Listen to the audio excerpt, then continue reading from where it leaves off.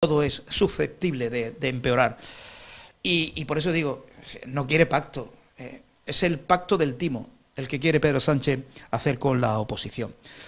Bueno, esto lo digo yo, pero es que hay una persona más acreditada que sabe mucho más de esto que yo y ha estado en política mucho tiempo y ha tenido un cargo muy importante como ser ministro del Interior, y me refiero a José Luis Corcuera, que él también lo tiene claro, lo ha tenido claro también desde el principio. Y quiero escuchar al exministro del Interior, a José Luis Corcuera, lo tenía por aquí preparado el montaje, y vamos a escuchar. Y luego vamos a hablar con Carmelo Romero a ver qué nos cuenta de cómo está la situación política. Escuchamos al exministro del Interior, José Luis Corcuera, porque es un hombre un personaje que siempre es interesante lo que dice. Fue ministro del Interior con Felipe González, del Partido Socialista Obrero Español. Estamos hablando de José Luis Corcuera, y ya sabéis que Pablo Iglesias, el vicepresidente del Gobierno, pillando un artículo de la Constitución mal interpretado, mal leído, evidentemente no será aplicado, aunque en ello va y lo está intentando, y en un párrafo del Boletín Oficial del Estado, el último publicado, parece que alguna aplicación se quiere hacer, tanto en Ceuta como en Melilla. Me estoy refiriendo a la idea que tiene Pablo Iglesias, porque si algo bueno tiene Pablo Iglesias, que no se esconde, él es como es. Y bueno, aprovechando esta pandemia, este estado de alerta, él considera que los ahorros de todos los españoles, es decir, que si usted tiene 2.000 o 3.000 euros ahorrado, que según Pablo Iglesias, habría que ponerlo al servicio del Estado, al servicio de la comunidad. Y si usted tiene una segunda residencia, pues, oye, que el Estado podría en un momento determinado utilizar esa su segunda residencia, que seguro que le habrá costado mucho tener una casita en la playa o en el campo. Pues no, el señor Iglesias, él considera que esa casita que usted tiene y que posiblemente todavía esté pagando, que se ponga al servicio del Estado. Es lo clásico, ¿no?, de Chávez, cuando vivía en Venezuela, aquello cuando paseaba por las calles y dice, aquí, ¿eso de quién es? Esto es de don fulano de tal, exprópiese. ¿Y esa nave de quién es? Esta nave es de la empresa tal, exprópiese. Bueno, es la aplicación que Pablo Iglesias quisiera hacer, pero evidentemente no lo va a conseguir. José Luis Corcuera, sobre esa aplicación del artículo de la Constitución, decía esto a los compañeros de los medios de comunicación. Pues mire, me ha hecho recordar un artículo que escribió don Manuel Azaña poco antes de morir en el exilio, en el que explicaba cómo durante la guerra civil se expropiaban empresas en Cataluña y al cabo de un tiempo, naturalmente, se ponían en manos de incompetentes, y al cabo de un tiempo ponían anuncios en la prensa que decía: empresa expropiada busca socio capitalista. Eso no es mío, es de don Manuel Azaña, ¿verdad? Por un lado. En segundo lugar, ese artículo no está para que se hagan políticas liberticidas como las que ha combatido, y muy bien, el señor Rayo en un artículo espléndido, sino para que, como él defiende el 128, pues defender el conjunto de la Constitución. Estos que vinieron a sustituir el régimen del 78, acabar con la Constitución, oírles hablar de patriotismo y de la Constitución, es que es rigurosamente falso. Son unos tramposos, es un discurso absolutamente vacío, no tiene el menor sentido, es propio de eso, de los demagogos y los liberticidas. Si me permite, lo voy a poner junto a otro tema que me ha hecho, si no fuera dramático, me ha hecho gracia. Esta mañana le he oído a la ministra de Trabajo disertar sobre los ERTES como una figura fundamental para abordar esta crisis tan tremenda. Claro, lo que no ha dicho es quién creó los ERTES. Los ERTES los creó una ministra que se llama Fátima Báñez. y que cuando lo hizo le dijeron de todo menos bonita, de todo menos bonita. Por tanto, mucho ojo con las interpretaciones partidistas de la Constitución y a ver si aprendemos que estamos en presencia de un drama nacional, que esta mañana nos han dicho que han muerto más de 900 personas, que llevamos más de 100.000 contagiados, que llevamos más de 10.000 muertos, que esto va a ir para mucho tiempo, que, por tanto, ante este drama, que es un drama, y no va a acabar ni en 1 ni en 2 meses, se tiene que producir un gran acuerdo nacional y tienen que dejar en casa la arrogancia. La arrogancia se tiene que quedar en su casa. Esta tarde ha habido paso de ministros, como todas las tardes, de 2 en 2, ¿verdad? Y hoy ha estado el ministro Marlaska, el grande, y cuando le han preguntado si hacen alguna autocrítica, ha dicho que ellos hacen autocrítica constructiva, porque la crítica que se pueda hacer a lo que él está haciendo, si la hace otro, necesariamente él interpretará que es destructiva. Oiga, ¿cómo es posible que, habiendo contado lo que han contado los periódicos esta mañana, El Mundo, España desoyó las llamadas de la Organización Mundial de la Salud y de la Unión Europea para hacer acopio de material? Tenemos suficientes suministros, replicó el ministro de Sanidad. El País se ha preguntado esta mañana, ¿dónde están los 52.000 sanitarios que iban a estar inmediatamente en servicio? Oiga, ante esas situaciones, oiga, un poquito de humildad, llamar a los partidos políticos, llamar a la oposición. ¿Cómo que autocrítica constructiva? El domingo hicieron un decreto por el que paraban toda la industria nacional. El lunes lo tuvieron que suspender temporalmente. ¿Por qué? Porque creen que la siderurgia se puede parar porque lo diga el decreto que han hecho por la noche. Oiga, en la siderurgia hay hornos altos, en la siderurgia hay baterías de CO, que no las parábamos en la época de Franco ni cuando hacíamos una huelga general, que no se paraban ni en plena guerra. Cuando en la guerra cayó Vizcaya, los trabajadores de Altos Hornos no pararon el horno alto, porque dependían sus vidas de que siguiera funcionando. Y entonces, como no han trabajado nunca, no saben lo que es esto de la mano de obra.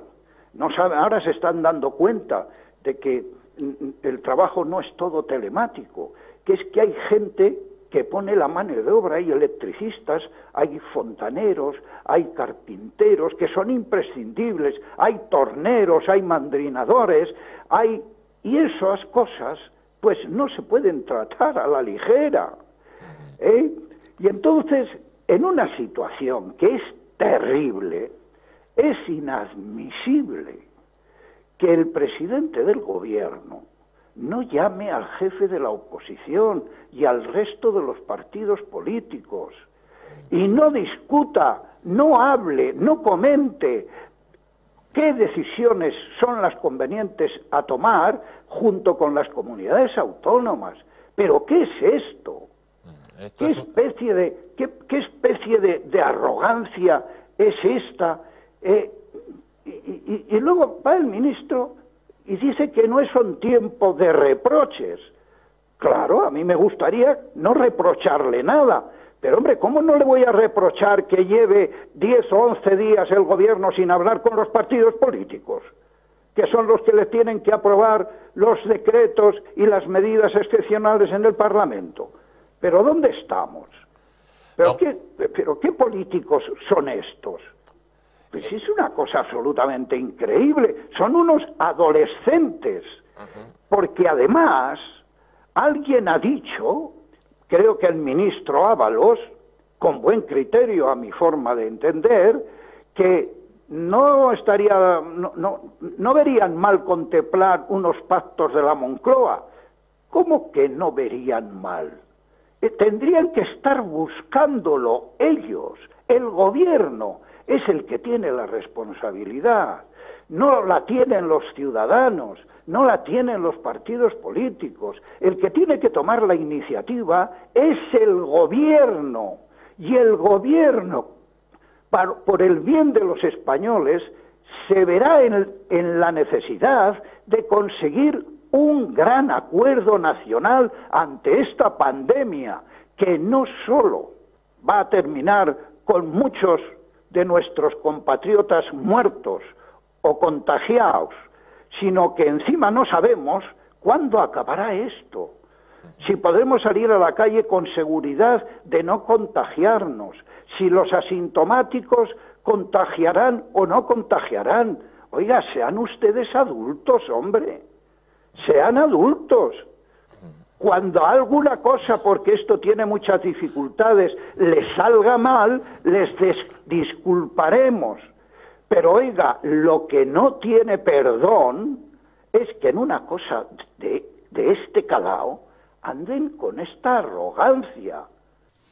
En las comparecencias del presidente del gobierno, tanto a nivel en rueda de prensa como en el Congreso de los Diputados, pide lealtad y fidelidad a la oposición. También sobre este asunto, a mí me gustaría saber qué opina el exministro Corcuera al respecto, sobre aquella fidelidad y lealtad que no tuvo Pedro Sánchez cuando estaba en la oposición, gobernaba Mariano Rajoy y apareció la crisis, entre comillas, la crisis del ébola, porque solamente aparecieron en España 2 infectados y un no muerto. Esto lo del no muerto es complicado de explicar, pero lo que os digo, con el ébola en España hubo 2 infectados y un no muerto. Y luego, bueno, la que se montó con aquel perro de la enfermera que hubo que sacrificar porque al parecer tenía ébola, y la que se montaron 27 manifestaciones en España porque se había sacrificado a un perro. Madre mía. Pues sobre esto también opinaba el ministro Corcuera. Que se despachó a gusto cuando no estaba en el gobierno y ocurrió lo de Excalibur, el perro aquel que hubo que sacrificar. Oiga, tiene una oposición que se ofrece al diálogo y el tío no habla, no los consulta. Hace un decreto y cierra el horno alto y la batería y toda la siderurgia como si fuera una fábrica de patatas fritas. Pero, ¿qué es esto? Hable usted con los que saben. Hable con sus mayores. Haga un ejercicio de responsabilidad. ¿O qué quiere? Que lo que él diga, todos los demás vayan detrás de él, como si fuera un Mesías. ¿Pero será posible lo de este hombre? Sobre la comparecencia de Pedro Sánchez también en la rueda de prensa, que muchos compañeros se han tenido que parar, decir no vamos a la rueda de prensa porque no aceptamos los filtros. Y hablaba también el exministro Corcuera precisamente de esas comparecencias, sobre qué opinión le merecía esas apariciones esporádicas en la televisión del presidente del gobierno. Que no dice nada de nada. Nos habla de la gasolina que ha descendido, del queroseno que se consume menos. Coño, si los aviones vuelan menos y los coches no funcionan, pues habrá una bajada de consumo de gasolina. Oiga, póngase a hacer los deberes como un político maduro. Hable con la oposición, favorezca el entendimiento, porque lo que nos viene no es lo que solo estamos hoy padeciendo, nos vendrá a poner en marcha la economía, que no haya más paro del que ya teníamos, que las empresas se recuperen, que los autónomos vuelvan o puedan volver a trabajar.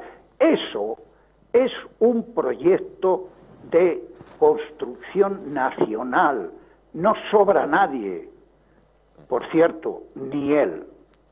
He leído en algún sitio, no sé si es verdad o mentira, que el gobierno tiene un borrador de decreto para dar a las televisiones 15 millones de euros. ¿Eso es verdad?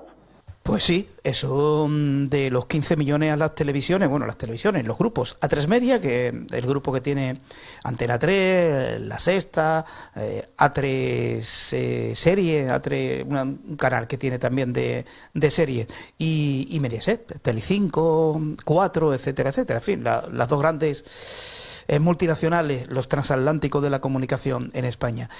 Y pues sí.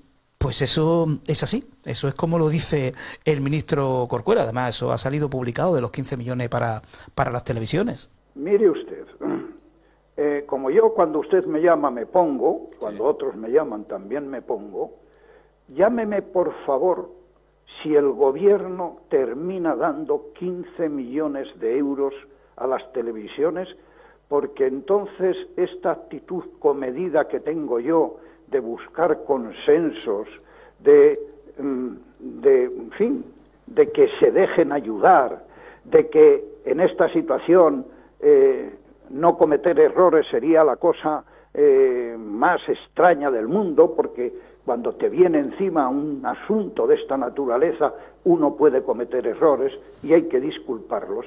Pero si hacen lo que usted me está diciendo, llámeme, porque no les disculparé absolutamente nada. Es un atraco de tal naturaleza, mire usted, hay un artículo de esta semana, de un periodista al que yo le leo siempre, que publica algún artículo, se apellida Bustos en El Mundo, que algunos colegas les llamaba palanganeros. No, usted, que supongo que es periodista, tiene algunos colegas que no son palanganeros. ¿Qué va? Era un oficio que había antiguamente en la mili, en caballería, que era mamporrero. Usted, una cuadrilla de bien pagados, mamporreros, que nos estuvieron diciendo durante semanas que éramos alarmistas los ciudadanos, infantiles, que esta enfermedad era una gripe pasajera. Nos llamaron de todo, nos dieron lecciones de todo. Y ahora que se equivocaron y que lo tendrán que pagar en crédito personal, siguen dándonos lecciones. Es que tiene tela esto. Lo de la subvención de los 15 millones de euros a las televisiones privadas en España, eso no le gustó para nada al exministro Corcuera. Bueno, pues mire usted, como eso ocurra, que exigir todos los españoles, todos, en las ventanas, conocer el sueldo de todos ellos, con qué dinero se les ha pagado. Genio y figura, él es ministro del Interior con Felipe González, que no se corta ni un solo ápice a la hora de hacer declaraciones. Muchas gracias. Ya puedes bajarte la aplicación Antena Huelva para Android, iPhone y iPad. Pon en el buscador de Play Store o App Store Antena Huelva y bájate la aplicación en menos de 10 segundos. Así podrás oír nuestra radio en cualquier parte del mundo. Aplicación gratuita. Seguimos en directo en la sintonía Antena Huelva Radio y también los compañeros de Radio Flamenca que han conectado con nosotros en el día de hoy. Y vamos a hablar con Carmelo Romero, que es alcalde de Palos de la Frontera y diputado nacional. Hay, por cierto, una sesión parlamentaria, pero Carmelo no está en Madrid, vamos, supongo. Carmelo, muy buenas tardes o buenos días. Hola, buenas tardes ya, pasado las 12, buenas tardes. Está usted, bueno, no está en el Congreso, no está en compañero suyo, pero... No estoy en el Congreso, hoy lo estoy siguiendo sí, a través de distintos medios y de nuestros sistemas telemáticos que tenemos al respecto. Y es una sesión donde no hay que votar, porque es una sesión de control fundamentalmente, es decir, hacer las preguntas al gobierno para esa función tan importante que tiene la democracia y la actuación política, como es controlar la acción del gobierno a través de preguntas, a través de ruegos, a través de mociones, a través de interpelaciones, etcétera, etcétera. Bueno, pues hoy ha tocado preguntas al gobierno. Bien. Bueno, un montón de preguntas que tengo aquí, Carmelo, para hacerla, pero antes es una crisis que viene bastante compleja, muy complicada, que creo que solamente personas con talento, con conocimiento en economía. Pero, mira, dice la ministra de Igualdad, Irene Montero, yo no entiendo la verdad lo que quiero decir, aunque conociendo lo que conozco, parece que quiere decir que no, que esta crisis no la solucionan los expertos, sino ellos mismos. Vamos a escucharlo un momentito y luego valoramos las palabras de Irene Montero. Y luego... Es algo que está quedando de manifiesto que no es una buena forma de organización social ni de organización económica, que la economía no es una cosa de expertos que nada tienen que ver ni con la política ni con la democracia, que eso era una cosa que aquí en España por lo menos pensaba mucha gente, ¿no? Que gobiernen los expertos, que las decisiones económicas las tomen los expertos como si los economistas fuesen, pues eso, una cosa que nada tiene que ver con la democracia. O con las instituciones públicas o con la política misma, ¿no? Creo que hay que mantener la esperanza porque como nos demuestra el ejemplo de Argentina, por supuesto que sí se pueden construir esas alternativas y esas formas de organización social en la vida. Yo creo que eso es algo que está quedando de manifiesto que no es una buena forma de organización social ni de organización económica, que la economía no es una cosa de expertos que... Bueno, yo no entiendo, no sé si se ha liado lo que quiere decir o lo que yo entiendo que los problemas económicos no lo tienen que solucionar los expertos ni los economistas, pero si le digo la verdad no sé lo que quiere decir. Yo creo que ella misma se ha liado. Carmelo. Sí, yo creo que no es que se haya liado, es que es una analfabeta en las cuestiones económicas, como pudiera hacerlo yo, ¿no? Lo único que pasa es que yo soy prudente en temas de cuestiones económicas y procuro no dar lecciones, sin embargo ella se arroga eso de, por ser ministra o por ser la jefa de un partido, se arroga esa sabiduría. Ella se cree que porque lo hayan votado 1 millón o 2 millones de personas, ya eso le da sabiduría. Y yo creo que está totalmente equivocada. Mira, fundamentalmente por lo siguiente, hay que ser prudente. Lo primero que tiene que ser un político y un gobernante es actuar con prudencia y además hablar también con prudencia. Y ser prudente significa asesorarse, tener como consejero a aquellas personas o aquellos organismos, no solamente las personas, sino también aquellos organismos que saben de la materia que se está intentando gobernar. Y ella dice, por lo que he escuchado, que no, que eso de que hablen los economistas, que hablen los sé qué, que hablen no, lo que tiene que hablar es ella, que es la política. Entonces, la única experiencia que tiene esta señora de trabajo ha sido de ser cajera de un supermercado, que no es nada malo, que no es nada malo, todo lo contrario, es muy honrado, pero ya está, hasta ese límite.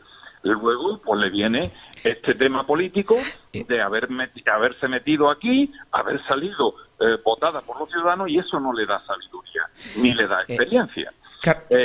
La única experiencia que tenemos dentro del partido Podemos, el Partido Comunista de España, que ahora el Partido Comunista de España ya no existe, el Partido Comunista de España se llama Podemos. Bueno, pues la única experiencia es lo que hemos visto que ellos han asesorado a países tan ricos como fue Venezuela. Venezuela es un país riquísimo, con mucho petróleo. Y fíjese cómo está. Pues vaya asesoramiento, es lo que yo digo, señora Irene Montero. Vaya asesoramiento. ¿Qué es lo que ha hecho con Venezuela? Por lo tanto, yo creo que lo que tenemos que hacer los políticos y los gobernantes es, primero, hablar y actuar con prudencia. Y en segundo, tomar las decisiones, pero tomar las decisiones habiendo escuchado previamente a los expertos en las distintas materias. No se trata de sustituir al político por un experto, como también están diciendo algunos periodistas y demás. No se trata de sustituir al político por un experto, sino que lo que hay que hacer es que el político ponga atención y escuche lo que dicen los expertos y después, bajo su propio criterio, pues que actúe y que sea responsable de lo que ha actuado. Bien, una pregunta también antes de empezar a hablar de, no sé si llamarle los pactos de la Moncloa o los pactos del Timo, no sé cómo llamarle, pero ahora le quiero hacerle una pregunta. Pero un artículo del Boletín Oficial del Estado, que es público, lo puede ver cualquier persona, pero usted como abogado y como político a ver si me puede traducir esto, aunque yo lo tengo clarísimo, pero las personas que me preguntan, Paco, ¿esto es verdad? Dice lo siguiente, las comunidades autónomas, además de las ciudades de Ceuta y Melilla, pondrán a disposición de la persona beneficiaria una vivienda de titularidad pública o que haya sido cedida para su uso a una administración pública, aunque mantenga la titularidad privada, adecuada a las circunstancias en términos de tamaño, servicio o localización, para ser ocupada en régimen de alquiler, de cesión, de uso o en cualquier régimen de ocupación temporal admitido a derecho. Y ahora es cuando viene lo peligroso. Cuando no se disponga de ese tipo de vivienda, la ayuda podrá aplicarse sobre una vivienda adecuada de titularidad privada o sobre cualquier alojamiento o dotación residencial susceptible de ser ocupada por las personas beneficiarias en los mismos regímenes. Pregunto, Carmelo, si yo tengo una vivienda, una segunda vivienda o un pequeño hotelito que pueda tener en Huelva, ¿el Estado puede disponer de él? ¿Esto es como lo estoy leyendo? Es como usted lo está leyendo, Hasta ahora había un principio básico que era el que ordenaba todo el ordenamiento jurídico y toda la Constitución, sí, que se respeta la propiedad privada, y la propiedad privada es la de cada uno. Si bien toda la propiedad privada tiene que ejercer una función pública también.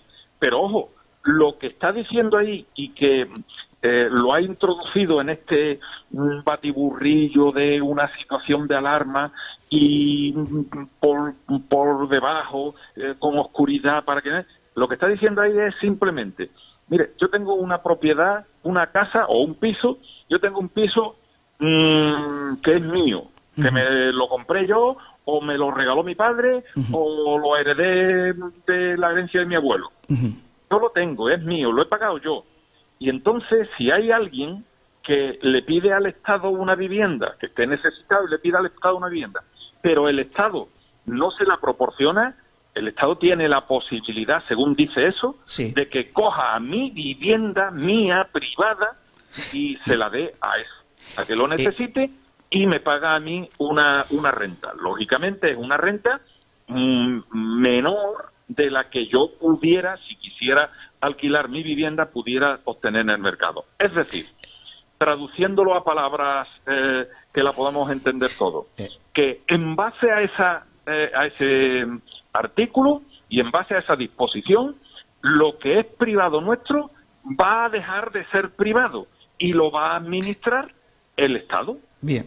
Y lo va a administrar el Estado. Y el Estado, mi vivienda, mi piso que yo tengo ahí, para lo que sea, para alquilarlo o para simplemente dejarlo vacío, sí, o hacer lo que me dé la gana. Ese piso se lo puede alquilar y dar a alguien, a quien sea, sí, sin mi permiso siquiera, sin mi permiso y mi autorización. Eso yo creo que es empezar a estar en los inicios de aquí no hay propiedad privada, aquí la propiedad es del Estado y va para el bien común, la comuna. Pero vamos, que esto que yo estoy diciendo no ni me lo he inventado yo ni me lo han dicho para que lo diga, sino eso lo ha dicho el propio Pablo Iglesias, que lo dice claramente en declaraciones suyas, sí, y lo dice tal cual, y hacia ahí es donde vamos a ir a tender, es decir, donde vamos a empezar a caminar. Se están dando pasos y tomando decisiones que no son las últimas, Pe- pero que sí va a empezar ese camino para que llegar a un país comunista, a un régimen comunista Pero- como el que había en muchos países del este. ¿De qué manera? Pero hay alguna posibilidad, eso está escrito, ya está, salió, es público. Entren ustedes en el Boletín Oficial del Estado del pasado sábado y ahí lo pueden ver. ¿Qué manera legal hay para borrar ese párrafo de esa hoja del Boletín Oficial? ¿O eso lo que está escrito ahí es imposible ya de quitar?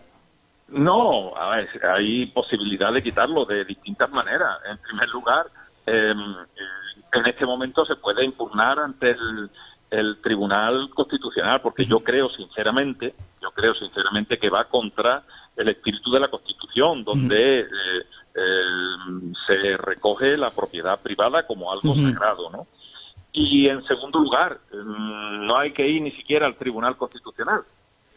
Simplemente los ciudadanos tienen en su propia mano un papelito que echa cada 4 años. Sí. Y dice, a este voto y a este no voto. Pues lo que tenemos que hacer los ciudadanos que estamos en contra de que eso sea así y de que otras muchas cosas, no solamente por eso, sino por otras muchas cosas que sea así, en vez de coger la papeleta del partido Podemos, el Partido Comunista, pues no cojo ni echo la papeleta del Partido Comunista, de Podemos, sino que echo la papeleta de otro, que garantice el espíritu y la letra de la Constitución. Antes de pasar a valorar, que quería hacer una pregunta, si es cierto, Carmelo, que Pedro Sánchez no ha llamado por teléfono a Pablo Casado para reunirse. Pues es cierto, hoy he escuchado yo a Pablo Casado y ayer que tuvimos también una videoconferencia con el grupo parlamentario, donde no estaba Pablo, pero que sí estaba Cayetana y demás, se nos dijo eso, que no había tenido la delicadeza de decir, oye Pablo, mira, ¿qué te parece? Nos vemos el jueves, a mí me viene bien, ¿te viene bien a ti? Pues sí, o no, pues esto. Lógicamente, a Pablo Casado le va a venir bien, puesto que no tiene ningún compromiso ahora de manera expresa, puesto que estamos todo el mundo confinado, trabajando desde nuestras casas y simplemente es acudir a la Moncloa. Yo creo que esa, además de una falta de educación, es una falta de respeto político. ¿Por qué? Porque Pedro Sánchez se da muchas palmadas en el pecho y lo dice como una voz así ahuecada, grandilocuente y demás, que se necesita lealtad, espíritu de unidad y no sé qué, no sé cuánto, pero te está diciendo espíritu de unidad, lealtad y demás, y por otra parte te está dando una patada en los cojones. Sí. Es que, con perdón de la palabra. Sí. Es que las cosas... se dice aquí lo de la patada en los cojones, ¿no? Bien, te está dando una patada en la boca. Yo creo que fundamentalmente lo hace para que digamos, oye, yo así no voy a verte, yo así no contribuyo contigo, yo así no me siento a hablar contigo. A pesar de eso, el Partido Popular es responsable porque el Partido Popular sabe que estamos hablando no de Pedro Sánchez, porque si fuera por Pedro Sánchez, seguro, si fuera por la persona de Pedro Sánchez, seguro que ni yo ni nadie acudiría, pero estamos hablando por España, por los españoles, y en base a eso nosotros estamos dispuestos a hablar con todo el mundo, a arrimar el hombro, siempre y cuando nos deje arrimarlo. Sí. Porque yo creo que Pedro Sánchez dice mucho de, oye, venga, vení y demás, pero está haciendo cosas y deseando que nosotros digamos que no, para luego decir, no ves cómo esta gente que no ayuda, que no quiere apoyar, que no sé qué, no sé cuánto. En definitiva, ¿qué es lo que está haciendo? En una situación tan grave como la que está viviendo España, está haciendo política, está haciendo política. Y lo que en este momento procede no es hablar de política ni actuar de manera política. Lo que en este momento procede es solucionar los problemas de los españoles en una situación tan grave como la que estamos viviendo.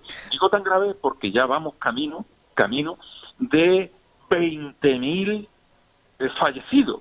20.000 personas fallecidas. Hoy me he enterado de que una persona que yo conocía mucho, ha fallecido también. Ha fallecido también, y es una pena, ¿no? Entonces, estamos hablando de cosas muy importantes. Estamos hablando de vida o muerte. Estamos hablando de bienestar o no para los ciudadanos. Y yo creo que eso se merece que se tenga respeto. Ahí... Ya tendremos ocasión de tirarnos los trastos a la cabeza y de hacer política. Pero ahora, en esto, no hay que hacer política. Y Pedro Sánchez y los socialistas y también los comunistas de Podemos lo que están haciendo es eso. Hay un dato aquí demoledor, una noticia, un estudio que ha publicado FADEA, que lo voy a leer entero, es muy cortito. Dice lo siguiente: adelantar el confinamiento de la población habría reducido muy significativamente el número de infectados por coronavirus en España. En concreto, y según un estudio que ha publicado hoy FADEA, en un 62%, lo que hubiera evitado probablemente el colapso de muchos hospitales en nuestro país. Adelantar una semana el confinamiento habría reducido en más de un 60% los casos de infectados por coronavirus y muerte.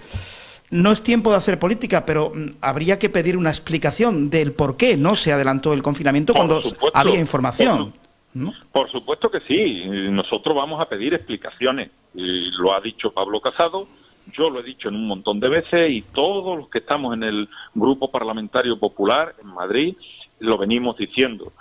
Tenemos que pedir explicaciones y tenemos que pedir responsabilidades por una mala gestión que se ha hecho en todo esto del coronavirus. Pero ya tendremos ocasión de decirlo y de pedirlo.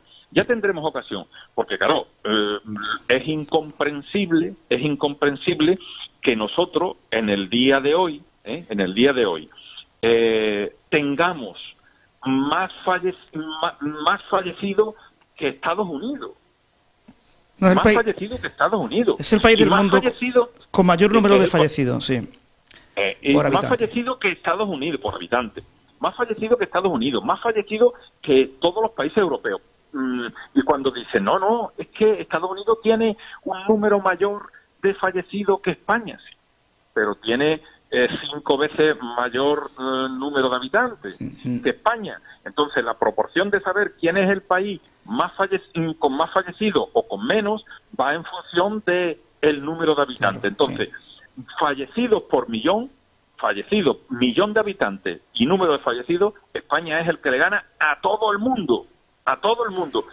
Y vuelvo a repetir una cosa que yo vengo diciendo habitualmente. Y oiga, ¿y por qué aquí en España el coronavirus ha tenido una incidencia mayor que en el resto del mundo? ¿Porque acaso el coronavirus se ha enterado de que aquí en España se está muy bien y hay un sol estupendo y una playa fabulosa y han dicho, pues vámonos para allá, para España? No, hombre, no. Es que es como consecuencia de no haber hecho las cosas como se tenía que hacer. Yo, permíteme que te ponga nada más que un ejemplo. Vamos a ver. ¿Desde cuándo venimos nosotros escuchando a Pedro Sánchez y a los que él manda todos los días a comernos el coco? ¿Desde cuándo venimos diciendo se van a hacer los test masivos? Va a venir no sé cuántos millones de test masivos para que toda la población... Oye, pues no, es mentira. Y lleva diciéndolo desde hace ya 3 semanas. 3 semanas, los test masivos. Pues los test masivos no vienen, no han venido, ni se está haciendo esos test masivos. Mira, el reparto de mascarillas. Dice, no, todos los trabajadores van a tener una mascarilla y se van a poner en la estación de autobuses, en la estación de no sé qué, no sé cuál. Bueno, para Palos de la Frontera, hablo nada más que para Palos, para Palos de la Frontera han enviado 600 mascarillas. En Palos de la Frontera hay más de 600 trabajadores, Hay por lo menos 4.000 trabajadores que sean de Palos, como mínimo. Y si hablamos ahora de otros trabajadores que están viniendo de fuera, bueno, pues habrá otra vez. Pero como mínimo de Palos, de la ESO, 4.000. Y han repartido 600 mascarillas. Oye, una cosa es la propaganda que dice una y otra vez en los medios de comunicación y en la televisión principalmente, que se lleva 1 hora y media, pum, pum, pum, pum, pum, pum, dándonos cosas y dándonos esto y lo más, que se parece a Chávez, cada vez más se parece a Maduro y a Chávez cuando daba esos discursos, y al este de Cuba, Fidel Castro, que daba discursos de hasta 3 horas, ¿no? Hasta 3 horas el tío ahí, pum, pum, pum, pum. Bueno, pues cada vez más es eso, una cosa es eso y otra cosa es ser eficaz a la hora de gobernar. Y lo que Pedro Sánchez no es precisamente, no ha visto la eficacia a la hora de gobernar. El dato, rápidamente, y ahora vamos a hablar de las previsiones del Fondo Monetario Internacional, los fallecidos por millón de habitantes actualmente en el mundo. De los 194 países que hay en el mundo, como todos sabéis, España, con 374 fallecidos por cada millón de habitantes, primer clasificado. Segundo, Italia, 338 por cada millón de habitantes. Tercero, Bélgica, 337. Francia, cuarto lugar, con 221 por cada millón de habitantes. El Reino Unido, 167. Holanda, después va Suiza, Suecia, Estados Unidos e Irlanda. Estos son los datos recién salidos del horno. 374 fallecidos por cada millón de habitantes el dato. Y con diferencia, el país con mayor número de sanitarios infectados, un total de 28.000 sanitarios infectados. O sea, blanco y en botella. Eso es otra de las cosas. ¿Qué es lo que pasa? ¿Por qué razón el primer país del mundo con sanitarios afectados y sanitarios fallecidos por el coronavirus es España? ¿Por qué razón? ¿Por qué razón? ¿Porque son más imprudentes? ¿Porque la sangre que ellos tienen le gusta más al coronavirus? ¿O qué razón? No, por una sencilla razón, y esto lo hemos venido denunciando y diciendo desde hace ya bastantes semanas, porque no tenían los medios, ni las batas, ni las mascarillas, ni los medios para protegerse. Si había sanitarios que se tenía que proteger con bolsas de basura. Y eso nada más que ha pasado aquí en España, ¿eh? Nada más que ha pasado aquí en España. O sea que la mayor parte de los sanitarios que han muerto ha sido por no tener los medios debidos de protección. Y esos que estaban a primera línea de batalla contra el coronavirus. Y la culpa de eso la tiene no el alcalde de aquí, el alcalde de allí, el ciudadano de aquí. No, la tiene porque no han tenido los medios que decía el mando único decía que le iban a dar. Bueno, y no se lo han dado. Carmelo, yo aquí varias preguntas de personas que nos siguen a través de WhatsApp, que nos mandan, que los que escuchan la radio, a través de Facebook Live, que no sé. Dice lo siguiente: la clase política es todo. Unos porque lo están haciendo y otros por no denunciarlo continuamente las cosas que están ocurriendo en España, dice Salvador López. Es a lo que lo que tenéis claro en el porteo, que vaya a esperar el momento, lo que tú quieres decir, ¿no? Para denunciar o para pedir explicaciones. Claro, hay un momento, pero independientemente de eso, para pedir explicaciones políticas hay que pedirla en el Congreso de los Diputados, y ahora mismo el Congreso de los Diputados está a ralentí. Sí. Y yo, lo que dice este oyente, yo vengo diciendo, esto que estoy diciendo ahora, lo vengo diciendo en los medios de comunicación que a mí me preguntan y demás, lo vengo diciendo desde hace ya bastante tiempo. Y denunciándolo públicamente desde hace bastante tiempo. Claro, por lo menos a mí me podrán acusar de otras cosas, pero de eso no. Porque yo soy de los que digo, oye, muy bien, hay que apoyar al gobierno, y mi voto lo he dado, ¿no? He dado cuando ha dicho prolongar el estado de alarma. Yo he dado el voto positivo, el último fue hace aproximadamente una semana, ¿sí? Todo eso. Pero una cosa es eso y otra cosa es que yo me tenga que callar la boca. Y yo no me he callado la boca, ni me la voy a callar. Aunque digan, hay que ver, aunque digan los del gobierno, ¿eh? Aunque digan, hay que ver, que ahora lo que tenemos que estar todos unidos. Sí, tenemos que estar todos unidos para luchar contra esto. Pero oiga, hágalo bien, porque usted es el responsable para hacerlo, y para hacerlo bien. Y por una sencilla razón, porque estamos hablando de cosas tan importantes como la vida o la muerte, Carmelo, la enfermedad o la salud. Entonces, por eso es por lo que se exige que se haga bien. Resolver la crisis sanitaria es lo más importante, pero luego va a venir una crisis económica que ya apunta al Fondo Monetario Internacional, que la caída del PIB va a ser bestial y que podríamos llegar a los 5 millones de parados. No sé, ¿cómo se puede minimizar o amortiguar este golpe que va a venir en nada? ¿Hay alguna fórmula o el PP tiene algún plan estratégico para plantear al gobierno? Yo de verdad, yo estoy totalmente asustado de cuáles van a ser las consecuencias de esta crisis del coronavirus, ¿no? Asustado. Y yo decía ya hace ya mucho tiempo, también en una entrevista que me hicieron en la televisión Canal Luz, hace mucho tiempo decía, mire, aquí hay 3 fases claramente. Una fase primera o 3 temas claramente. Uno primero que es la sanitaria, el coronavirus, cómo salimos sanitariamente de esta pandemia, cómo la superamos, pero después hay otros 2 problemas que vienen a continuación. Y además, debido a cómo actuemos con esta primera parte, que es el paro que se va a producir, cuánto y hasta dónde va a llegar, y luego la situación económica a nivel general. Pues bueno, pues ya se está viendo, ya se está hablando de la situación de paro que vamos a sufrir como consecuencia de no haberse hecho las cosas en las debidas condiciones. Y las consecuencias económicas, por lo que nos dice el Fondo Monetario Internacional, es que vamos a tener una recesión, y esa recesión va a suponer una bajada del PIB en más de 8 puntos, claro, entre 8 y 10 puntos. Eso es una barbaridad que se va a convertir en situación de paro para mucha gente, quiebra de muchas empresas. ¿Y eso a quién se lo tenemos que agradecer? ¿O a quién le van a echar la culpa? Perdón, vamos a ir por parte. ¿A quién le va a echar la culpa? Porque, vamos, nos están echando la culpa al PP del coronavirus. Esta gente del PSOE son unos, y sobre todo los comunistas, son unos especialistas en buscar maneras de echar la culpa y todo lo demás, ¿no?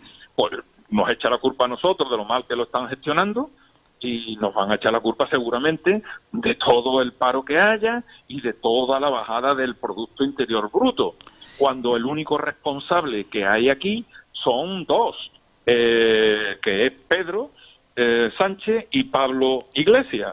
Pedro y Pablo, los 2, son los responsables tanto en materia sanitaria como en materia de desempleo, como en materia de la recesión económica que va a sufrir este país. Y yo decía y digo, lo que pasamos con Zapatero, cuando la crisis de Zapatero, lo que pasamos no va a ser nada en comparación con lo que vamos a tener que pasar y sufrir todos los ciudadanos con la situación de crisis en la que estamos metidos con el señor Pedro Sánchez. Sí. Voy a dejarte una sugerencia también de un señor que nos escribe que dice lo siguiente: necesitamos un gobierno de concentración compuesto por científicos, tecnócratas y economistas, no por inexpertos, solo movido por su ideología. El presidente puede ser un mejor o peor socialista, un gobierno sin Sánchez ni Iglesias. Lógicamente, en este gobierno de concentración no podría estar nunca ni Sánchez ni Iglesias, dice Rafael Luis Corrales Daniel. Carmelo, si quiere... Yo le doy mi opinión a Rafael Luis. Mi opinión es que un gobierno no puede estar gobernado por científicos. Un gobierno tiene que estar gobernado por políticos. Ahora bien, que esos políticos sean lo suficientemente inteligentes para decir, oye, este científico, este asesor de economía, este asesor de no sé qué, todas esas personas profesionales económicas, aquí, a mi lado, que ellos me planteen, que ellos me digan, que ellos analicen, que ellos vean, y quien tiene que decidir son los políticos.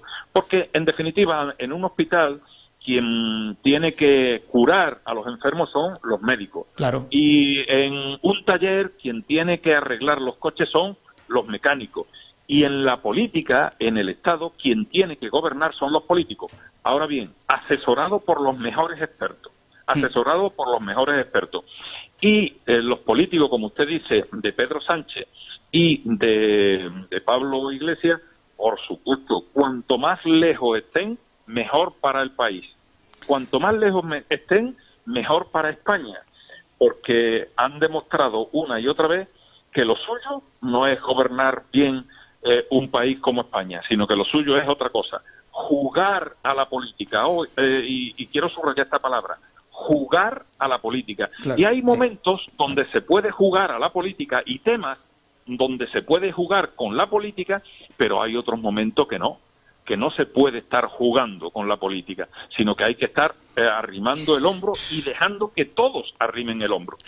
Yo soy partidario de que una vez que se calme el tema del coronavirus, de la sanidad, haya una gran confluencia de partidos y de personas que nos pongamos manos a la obra para que lo que se nos viene encima, que es gordo lo que se nos viene encima, lo podamos aminorar y solventar de la mejor manera posible. Claro. Y para eso hay que tratar con gente seria, con gente en condiciones, que le preocupe sobre todo sacar a la población de la situación que se le viene encima y ayudar al máximo. No como está haciendo ahora los comunistas de Podemos, que están aprovechando el follón que hay montado con el coronavirus y con el tema sanitario para meter sus ideologías en el boletín oficial del Estado, como lo que hemos hablado con anterioridad y otras muchas cosas que hay. Lo que pasa es, claro, Carmelo, Rafael Corrales se estará acordando igual que me estoy yo acordando. Si la ministra de Trabajo no sabe ni tan siquiera explicar qué es un ERTE, pues claro, ¿cómo nos va a solucionar un problema económico? Claro, se escuchaba el otro día, decía que, bueno, las personas que están en un ERTE, que de momento han sido despedidos temporalmente, están trabajando, que si están en el paro, no, pero no están en el paro, están trabajando, señora. Si están en el paro, están en el paro, no están trabajando. Y se hizo un lío, pues claro, si poner en manos de esta mujer la recuperación económica, pues apague y vámonos.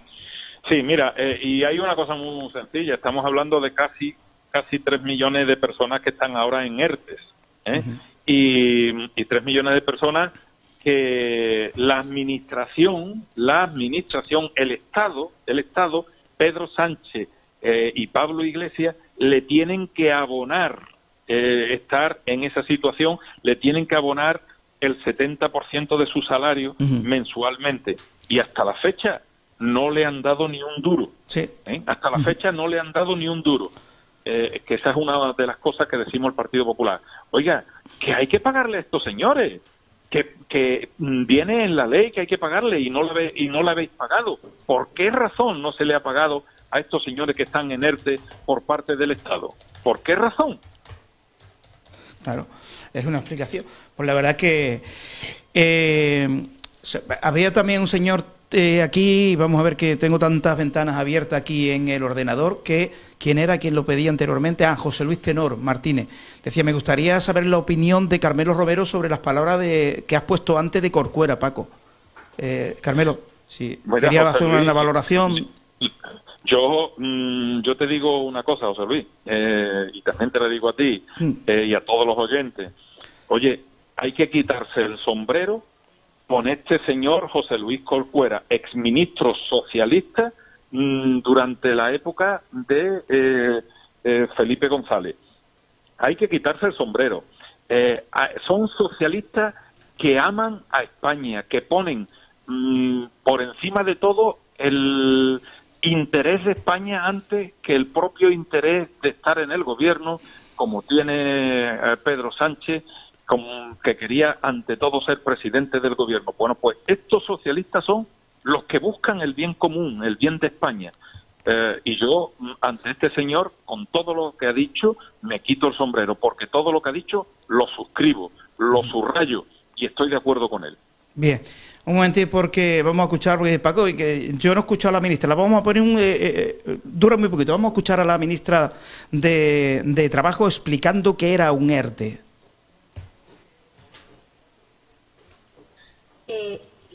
Los ERTES no son parados.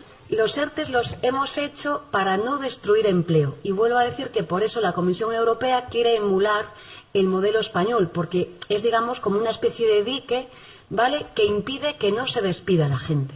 A ver si somos capaces de explicarlo y me ayuda también el ministro Escrivá. Por tanto, los ERTES no son paro, piensen que computan, están de alta. ¿De acuerdo? Están de alta, por tanto, no están en el paro. A ver si soy capaz, porque muchos periodistas lo preguntan, a ver si entre los dos somos capaces. Y luego hay dos datos en el ERTE, lo vuelvo a explicar. Un primer dato que es la empresa, imagínense una empresa X, que cualquiera, presenta un ERTE. Y eso es lo que hemos dicho, que las comunidades autónomas nos dicen, las que dan los datos, que tenemos expedientes de empresas hasta un total de 235.000 ERTEs de empresas, no de trabajadores. Pero el SEPE tiene un dato a día de hoy, que es que de esos ERTEs que tenemos administrativamente gestionados, tenemos 620.000 personas, ahora son los trabajadores, la parte física del ERTE, personas que ya tienen el reconocimiento de la prestación pública de desempleo, más allá de los 331.000 personas que a día de hoy les hemos reconocido su prestación pública de desempleo. No sé si el ministro Escrivá me puede ayudar, pero vamos, no son parados. Bueno, el pobre ministro le metió un embolado ahí. Bueno, puede cerrar las declaraciones. Sí. Están desempleados, pero no están parados. Dice, esto no casa, esto es como la embarazada. O está embarazada o no está embarazada. No se puede estar muy embarazada. Lo que pasa es que la ministra lo que ha querido decir, me imagino, ¿no? Lo que ha querido decir, porque es difícil comprenderla. Lo que quiero decir es que están desempleados porque no están trabajando, pero que no aparece en la lista como si estuviera desempleado. Ajá. Es decir, no aparece como parado. Y mira, los datos del año, del mes pasado, del mes de marzo, al final de marzo, que esos datos los conocimos el día 1, el día 2 de abril, no lo recuerdo con exactitud, pues nos daban que había aproximadamente 650.000 personas.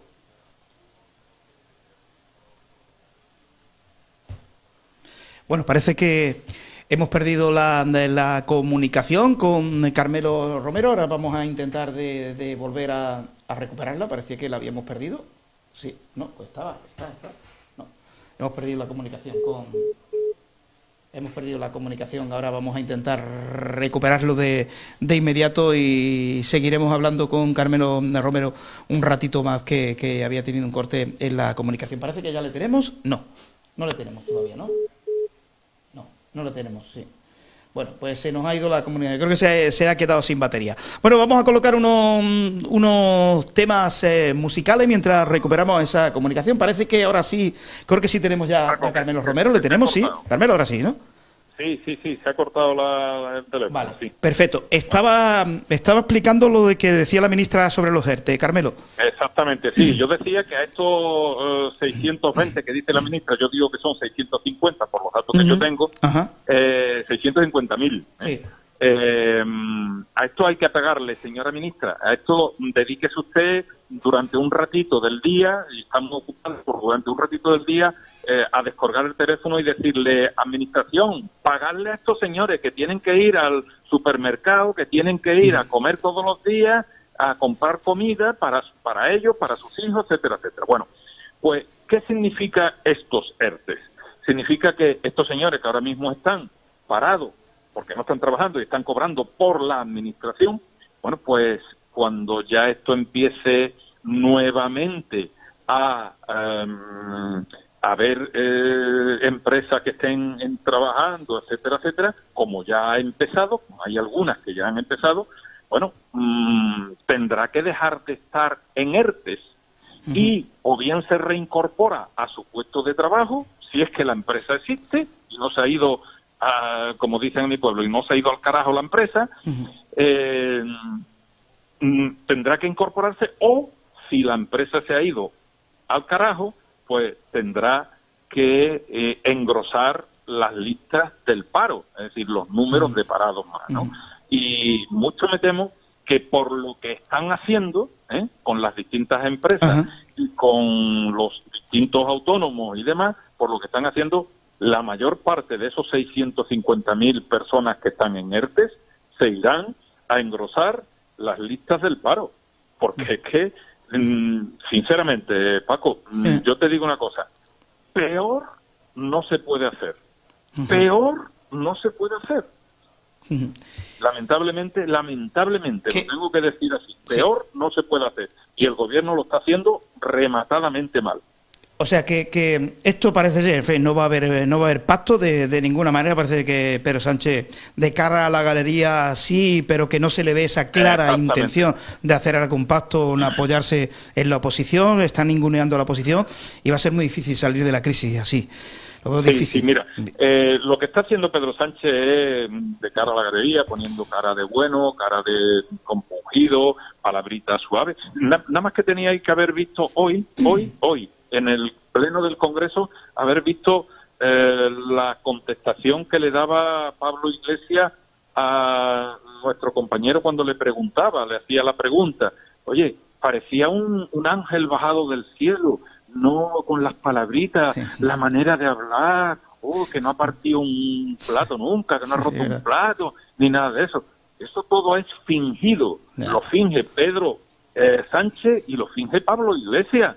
¿Para qué? Para que a la población no se le asuste, pero lo que a la población le importa fundamentalmente no son las palabritas, sino los hechos, y los hechos son muy graves, y los hechos son los que más tarde, más temprano, lo que pasa en Venezuela. Lo importante no eran las palabras, todo para el pueblo, porque no sé qué, porque el pueblo, que no sé qué. Al final el pueblo muerto de hambre, lo tiene muerto de hambre.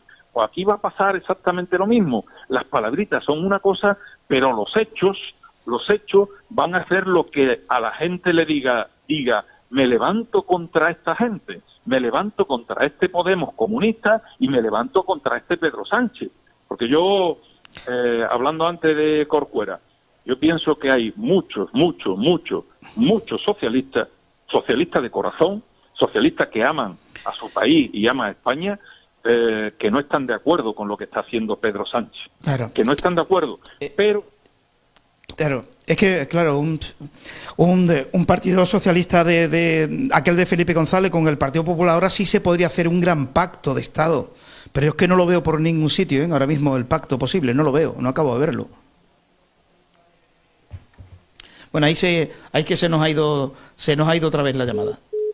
Se nos ha ido la llamada, vamos a intentarlo ya para despedir a Carmelo y pondremos el punto final y abordaremos ya la última media hora facilitando la información de lo que ha generado el número de fallecidos, el número de contagiados, que desgraciadamente han vuelto hoy a subir el número de contagiados en torno a las 5.000 personas que hoy nuevamente se han contagiado en nuestro país.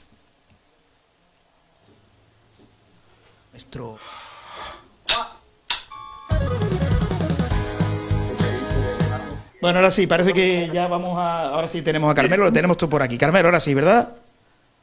Ahora sí. No sé por dónde me he quedado porque había cortado esto. No, un minutito, no, estaba diciendo lo que había, me quedaste diciendo que había socialistas de corazón que evidentemente estarían por la labor de un gran pacto. Estarían por la labor, y además yo, porque conozco a muchos aquí en mi pueblo y en la provincia de Huelva, conozco a muchos socialistas que me dicen, oye, yo no sé este tío dónde nos va a llevar, este Pedro Sánchez, yo no sé dónde nos va a llevar. Y más con el que tiene al lado, con Pablo Iglesias y la mujer Irene Montero. No sé dónde nos va a llegar, dónde nos va a llevar esta gente. Así no puede continuar el país. Y lamentablemente lo vamos a ver cuando pase un tiempo, vamos a ver. Y ya para terminar a nivel municipal, Carmelo, las cosas por Palos de la Frontera, por la residencia que siempre nos ocupamos y nos preocupamos por los mayores, ¿cómo están los ancianitos de la residencia de Palos de la Frontera? Bueno, pues ya le dejamos ahí porque ya se nos ha cortado la comunicación, se nos ha perdido la comunicación y ya sí que lo vamos a dejar ahí. Vamos a colocar otra vez esta musiquita del Resistiré que tanto gusta a la gente y vamos a continuar. Nos quedan algo así como 30 minutos para terminar este tiempo de radio en Antena Huelva y en Radio Flamenca.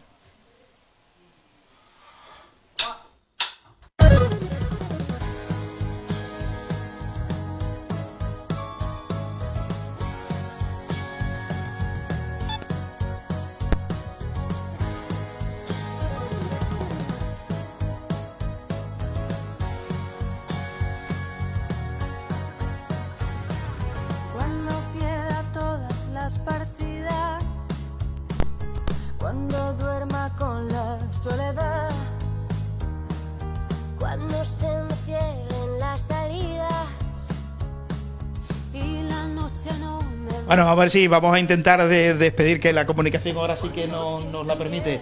Carmelo, para ir concluyendo, ahora sí hemos recuperado, ¿no? ¿Estás por ahí? Sí, estoy por aquí. Pues le preguntaba anteriormente para concluir, sobre la residencia de ancianos de Palos de la Frontera. ¿Seguimos teniendo buenas noticias? Sí, tengo muy buenas noticias.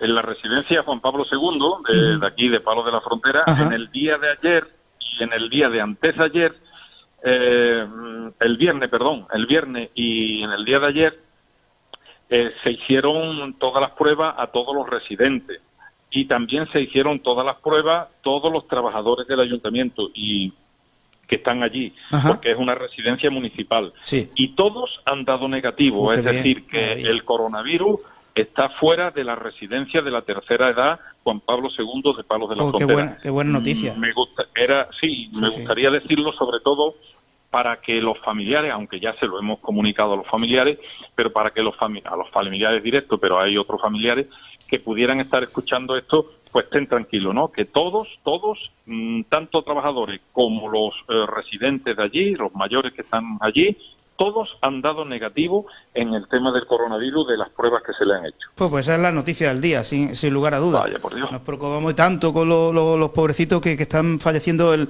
El 69% de los fallecidos en España superan los 75 años y esa es muy buena noticia, ancianita. Sí. Y por lo demás, en el pueblo, bien, ¿cuántas personas están trabajando en el Ayuntamiento de Huelva relacionadas con el coronavirus para la desinfección, la protección, etcétera, para los ciudadanos? Nosotros tenemos una cuadrilla de aproximadamente 30 personas que diariamente están trabajando con el tema del coronavirus, de la desinfección, de la limpieza, de todo y demás.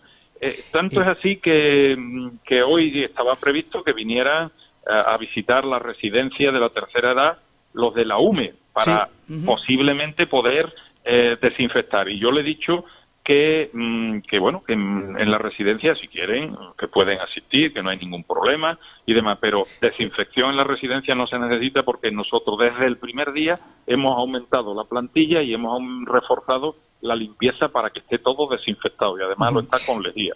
¿El Palermo suele respetar el confinamiento o la Policía Municipal de Palos de la Frontera ha tenido que meter alguna sanción?